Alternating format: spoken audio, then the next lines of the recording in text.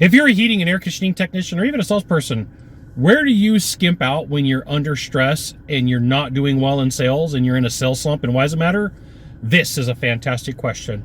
I'm Scott Bell, coming to you live from Holly-Evo, Oahu, on a perfect day to talk about sales and business, and a fantastic day to talk about you for HVAC technicians' sales secrets.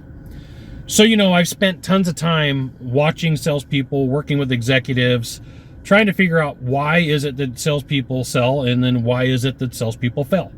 And there's been a couple of things that I have uncovered from doing tons of ride-along, doing tons of role play, and doing tons of research. And part of that is how much time that you spend in each individual part of your presentation. And if you break down your sales presentation and it's got 7 or 9 steps, and you build a budget to that presentation, are you sticking to it, or are you modifying that time? So typically, when salespeople are in a sales slump, this is a generic presentation. So this is not going to be a one-size-fits-all. You should map out your sales presentation and your sales presentation budget. So I've got intro, rapport, discovery, presentation, concerns, paperwork. So concerns and closing, kind of like the same thing. Well, one of the things that happens with salespeople when they're in a sales slump is they will speed through the intro. Hey, I'm Scott with XYZ Company. And then they slow down through rapport. And then it becomes a buddy sell. Oh, you like spaghetti? I like spaghetti. You like cats? I like cats. And then the questions, the quality of the questions that are asked in discovery they're not there. It's like, it becomes a task. It becomes just, I did it. I checked it off the box. So if you say, hey, I'm kind of curious, what kind of time frame are you looking at for this project? It's going to sound like, what kind of time frame are you looking at for this project? And the person's going to tell you 2 weeks. And you go, great. And then you're going to go to the next question, right? The goal and intention and discovery is for you to find out the question about the question. So I'm just going to pick a random industry. How soon till you want to get this done? 2 weeks. That's interesting. What happens in 2 weeks? I'm doing a follow-up question, but that falls off, okay? Then what happens is in the presentation, steps are skipped, right? An executive briefing is given where a sales presentation should be given. And so the person that is being talked at this point has no other idea except for to go this is a price thing. Everything's a commodity. I had a fast intro, too much freaking rapport, too much you like cats, I like cats, you like dogs, I like dogs.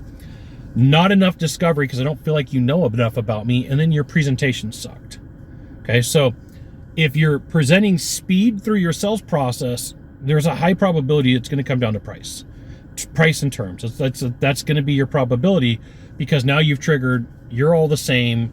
You're just trying to speed through this process, and I just want my widget or gizmo. Now, here's the thing. If you want to be better at sales, you want to be good at what you do, you should absolutely join my email publication. Go to this URL, type it into a browser, drop in your name, your email address, maybe your phone number. I'll give you the goods. Not in the Facebook group, not in the YouTube channel, which means private coaching, private training, discounted coaching, discounted training. It's an email publication. You'll freaking love it. And occasionally, I try to sell you stuff. Okay.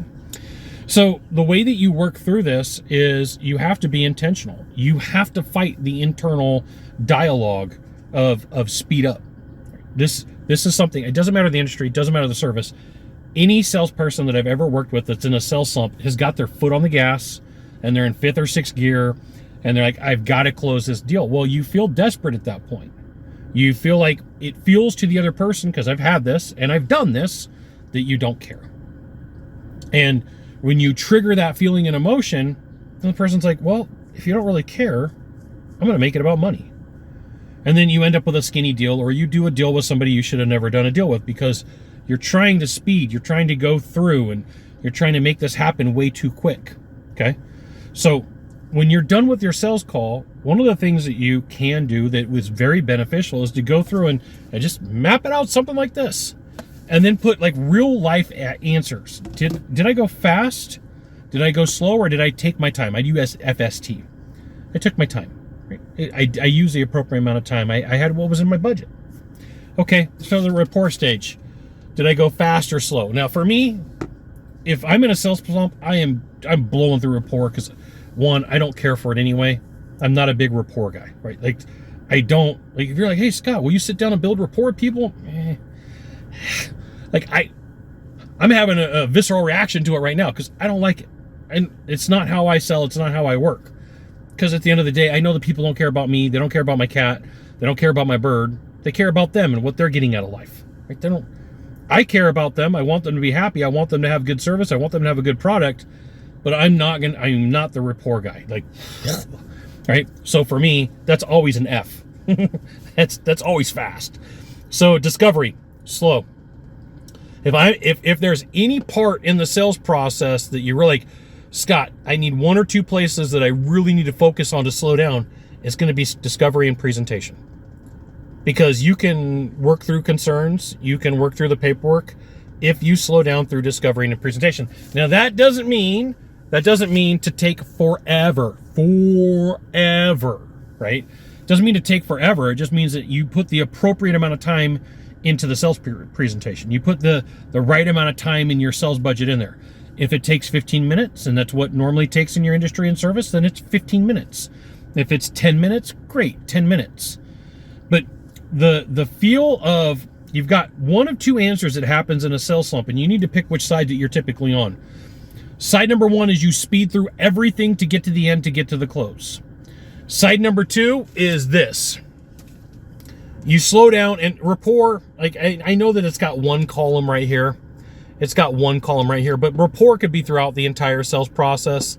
It could be through this entire section, right? Where you're slowing down to build rapport. I like cats, you like cats. I like bananas, you like bananas. I like Holly Eva, you like Holly Eva. Start paying attention to what you do in a sales slump. Do you speed up or do you slow down? All right, because it's not both. It's typically, for most salespeople, one or the other.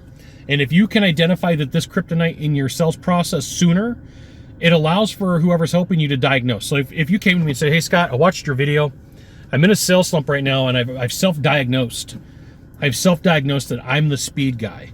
I speed through everything, and I build a ton of rapport. Okay, I'm not knocking it. Let's not speed through everything. Let's build a little bit less rapport. Or if you're like, hey, Scott, I'm going through my rapport, and I'm just speeding through everything. I'm just trying to get to the end, and I'm impatient with people. Like, we got to get you back on a sales presentation budget. We got to get you back to closing. You got one of three things to do from here. One of three, find the subscribe button. Click on it every time I send out a video. You'll get an update. 2, hit follow. 3, you know what you got to do. Share this video with a friend. We'll see you soon. Thanks for watching.